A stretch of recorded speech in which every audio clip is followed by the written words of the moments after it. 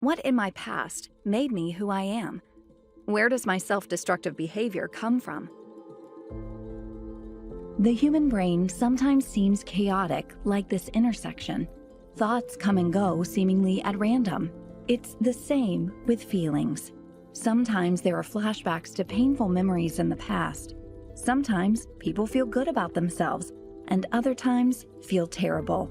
It seems as if there is no method to the madness. The brain is not chaotic. Instead, it's actually the most organized, sophisticated machine we have ever discovered. It's millions of times more advanced than our current technology. Only seems disorganized when we don't understand how it works. We are going to show you how some brain structures can lead to self-destructive behavior. But first, we need to start by understanding how memories are made. This gray pipe is an illustration of a brain connection. Memories are stored as one or more of the brain connections. Let's start with the simplest of memories. For example, this might be a memory a child made when they noticed the bikes at school. Let's look at a different, simple memory. In this case, a child tripped briefly on the sidewalk, but no one notices, and she quickly caught herself and kept walking. Because she had an emotion associated with the memory is connected to the embarrassment structure of her brain.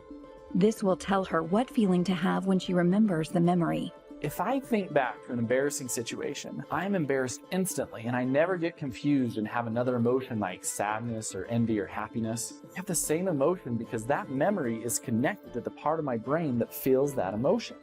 Now let's show what happens if the situation is more extreme. In this example, another child at school criticizes this girl in front of the whole class, and she is highly embarrassed. Notice that instead of just one connection, she has a lot more, and each has another connection to the embarrassment structure. But it doesn't stop there. Because it was so embarrassing, she is likely to ruminate on it. So rumination, it's really unfortunate because the more we do, the more these brain connections stack on top of each other and the harder it is for our brain to process. She might wonder why the other child was mean or why the teacher didn't stand up for her. All the rumination creates lots of new connections, and each one is linked to the embarrassment structure. This is what happens when multiple, highly painful experiences start piling up. The brain starts to see a relation between them all and starts to build a new set of connections called a negative belief. As you can see, sometime in her past, she had hurtful memories of being called stupid, failing a test, struggling with math, and doing poorly at a spelling bee. All of these experiences helped her conclude that she isn't smart enough, which is a new physical structure in the brain that is connected to all those unprocessed hurtful experiences. Painful memories don't have to grow and cause all this anguish. They can actually fade away if processed with another safe person. Processing emotions can be as simple as sharing the experience and feelings in a safe and peaceful environment. Research has shown that when processed with a safe person, the memory actually fades away. Let's go up another level. Even though her core negative belief is "I'm not smart enough," she may never consciously think that specific thought. The belief will turn into other thoughts. In this case, she frequently thinks, "I'm stupid, I'm terrible at taking tests, and I'm horrible at spelling." Let's go up to the top level. After having these thoughts, she will often have a behavior. The first type of behavior she may have are coping behaviors. We do these when we are stressed out, like eating junk food, surfing the internet, binge watching a TV show, or using drugs. You might have heard someone say after a rough day, "I need a drink." That is a coping behavior because they're trying to cope with a difficult day.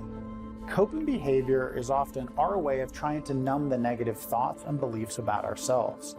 This is why some people need to use drugs or alcohol daily while others don't. Coping behaviors are often self-destructive behaviors that can dramatically reduce our long-term well-being.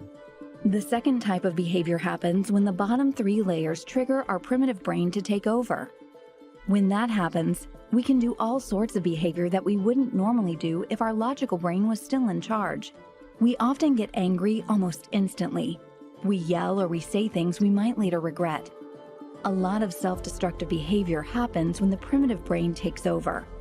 Next, let's look at how these branches might get triggered. First, she has a trigger event when she hears about an upcoming spelling bee. Step 1 is that she might immediately flash back to a hurtful experience when she did poorly at a previous spelling bee. She instantly feels those negative emotions that are tied to that bundle of brain connections. Step 2, because these are all connected in her brain, her thoughts travel up to the negative belief of not being smart enough. That then makes her feel those negative emotions. For step 3, it travels up and she thinks one or more of her usual thoughts. And then, finally, for step 4, she has the behavior.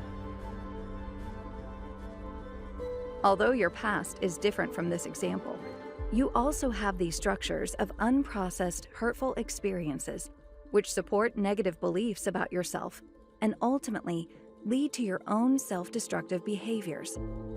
Processing these hurtful experiences and understanding how they are supporting your own negative beliefs can help you address these issues and make a profound impact on your well-being.